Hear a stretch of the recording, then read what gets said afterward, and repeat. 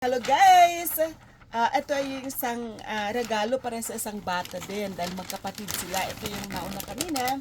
Ito naman ay mahilig sa Barbie kaya nag-separate ako ng isang Barbie doll para sa kanya pero ilalagay ko rin siya sa loob.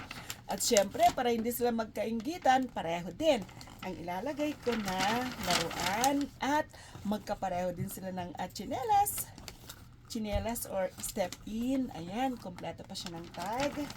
Ito mga brand talaga na binili natin, pamregalo natin sa Pasko.